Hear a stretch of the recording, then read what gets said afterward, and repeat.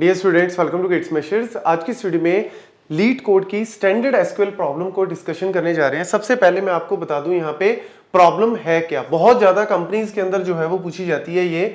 सबसे पहले यहाँ पे फाइंड डुप्लीकेट ईमेल्स। आपको इस तरीके से कोई डेटा दिया हो सकता है, कोई टेबल दिया हो सकता है और आपको बोल सकते हैं कि फाइंड करो डुप्लीकेट डेटा है या नहीं। तो मैंने यहाँ पे फाइंड करना है कि डुप्लीकेट ईमेल्स है या नहीं मेरे डेटा में, और अगर हैं तो उनको मुझे डिलीट करना है। यार ये जो डुप्लीकेसी वाली और ये जो डिलीट डुप्लीकेट रोज वाली ना, ये बहुत ज्यादा जो है वो कंपनीज में पूछी जाती है इंटरव्यूज के अंदर। तो ये स्टैंडर्ड लीड कोड प्रॉब्लम है, तो मैं आपको यहाँ पे विद एग्जांपल एक्सप्लेन करूंगा, अच्छे से नोट कर लेना। सबसे पहले तो जैसे अगर आपको इस तरीके से कोई डेटा नहीं भी दिया होगा ना, तो आप एक डमी डेटा एज्यूम कर लिया करो। लेट्स सपोज मेरे पास टेबल का नाम ले लेते हैं हम पर्सन, और उसके अंदर मेरे पास इस तरीके से 6 रोज हैं और कुछ ईमेल्स मैंने क्या ले लिए, डुप्लीकेट ले लिए। तो सबसे पहले मुझे फाइंड करना है कि डुप्लीकेट मेल्स हैं या नहीं।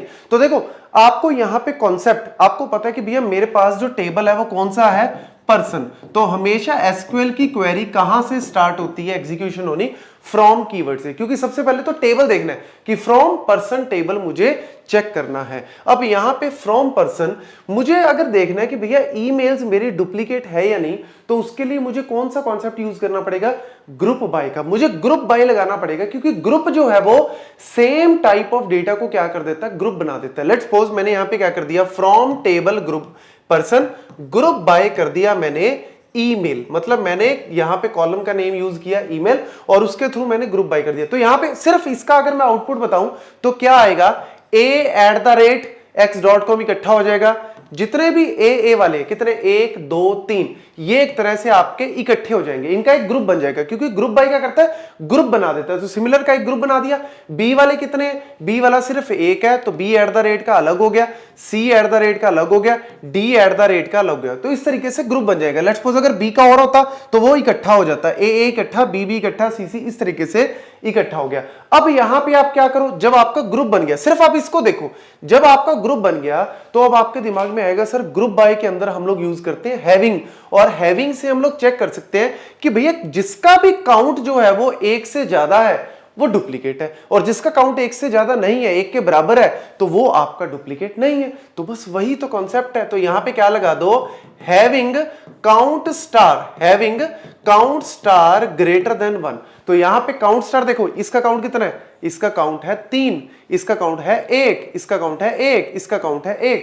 तो ऑब्वियसली किसका काउंट जो है वो 1 से ज्यादा है, सिर्फ a@ का। तो यानी हमने उसको सिलेक्ट कर लिया। अब फाइनली बस उसको शो करना है। तो शो करने के लिए हम लोग क्या करते हैं, सेलेक्ट यूज करते हैं। तो सेलेक्ट में हमने क्या करना है, जो ग्रुप बाय के साथ यूज होता है वो तो यूज हो गई, ये तो आपको कॉन्सेप्ट पता ही है कि जो ग्रुप बाय में यूज करते हैं आपका एट्रीब्यूट, वही सेम एट्रीब्यूट यहां पे लिखना होता है। साथ में हम लोग जो है वो उसका काउंट भी प्रिंट कर सकते हैं कि भैया ये भी बता दो काउंट कितना है। तो ए का काउंट जो है वो 3 है, बी का 1 है, सी का 1 है, डी का 1 है। लेकिन ये इनको सिलेक्ट ही नहीं करेगा, क्यों, क्योंकि ये सिर्फ उनको सिलेक्ट करेगा जिनका 1 से ज्यादा काउंट। तो यानी इसकी आउटपुट क्या आ जाएगी, a@x.com। तो ये आपकी वो ईमेल आईडी है जो कि डुप्लीकेट है, क्योंकि 1 से ज्यादा बार एग्जिस्ट करती है। तो ये कॉन्सेप्ट जो है वो इजीली इस तरीके से कर सकते हैं। अब हम करते हैं डिलीट, कि कैसे हमने डुप्लीकेट रोज को डिलीट करना है।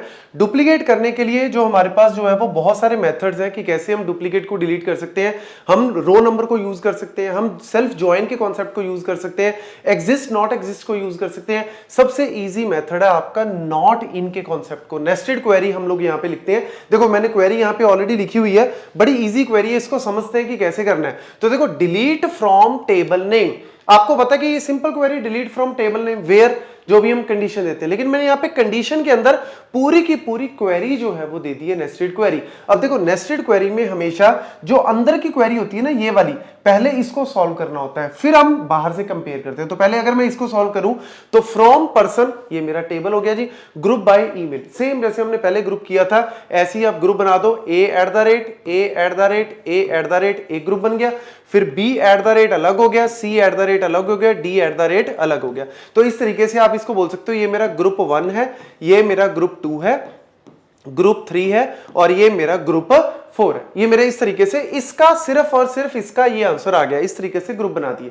अब मैंने इस ग्रुप में क्या किया, सिलेक्ट मिनिमम ऑफ आईडी निकाल ली। मतलब आपको पता है ये ए वाली आईडीज कौन कौन सी हैं, ये जो पर्सन में आईडीज हैं, ये मेरी 1 आईडी होगी, यहां पे मेरी आईडी 3 होगी, यहां पे मेरी आईडी जो है वो 5 होगी, इसकी आईडी मेरी 2 है, इसकी आईडी मेरी 4 है और इसकी आईडी 6 है। यानी इस पूरे ग्रुप में से ये काम अब मिन किस में करेगा, ग्रुप के हिसाब से करेगा, क्योंकि पहले ग्रुप बन गए, अब उस ग्रुप में से मिनिमम आईडी निकाल ली। मतलब ग्रुप 1 में से मिनिमम आईडी क्या है, 1 है। ग्रुप 2 में से मिनिमम, ग्रुप 2 में ए की वैल्यू है तो वही मिनिमम हुई, ग्रुप 3 में भी ए की वैल्यू वही मिनिमम हुई, 2 होती तो ऑब्वियसली हम मिनिमम निकाल लेते। तो इस तरीके से मेरे पास इसका आंसर सेलेक्ट मिन आईडी का आंसर 1 2 4 6 आ गया। हर एक ग्रुप में से मिनिमम निकाल लो, मिनिमम निकाल ली, यानी इस पूरे को मैं सिर्फ इससे रिप्लेस कर सकता हूं 1 2 4 6 से। अब आ गया जी आपका मेन कॉन्सेप्ट।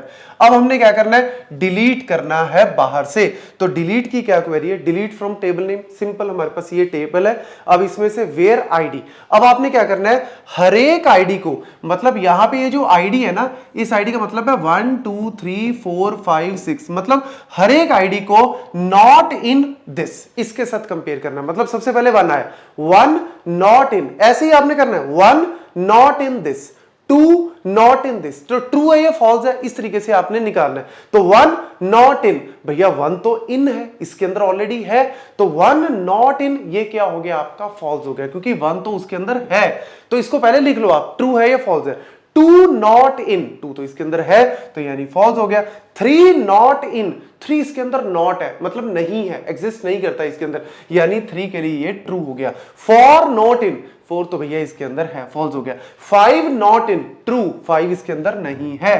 6 नॉट इन, 6 तो इसके अंदर है तो फॉल्स हो गया। तो यानी अब आपके दिमाग में आ गया होगा कि सर जहां जहां ट्रू रिटर्न कर रहा है उसको डिलीट कर दो, उसी को ही तो डिलीट करेगा जहां जहां ट्रू है। तो कहां ट्रू आया, 3 नंबर पे, मतलब 3 वाली को डिलीट कर दो, और 5 नंबर पे ट्रू आया तो 5 वाली को डिलीट कर दो। तो ध्यान से देखो बचा क्या, सारी की सारी मेरी ईमेल आईडीज जो है वो ये बची, ये बची, ये बची और ये बची। ये क्या है, सारी की सारी यूनिक है, तो हमने डुप्लीकेट डेटा को रिमूव कर दिया है।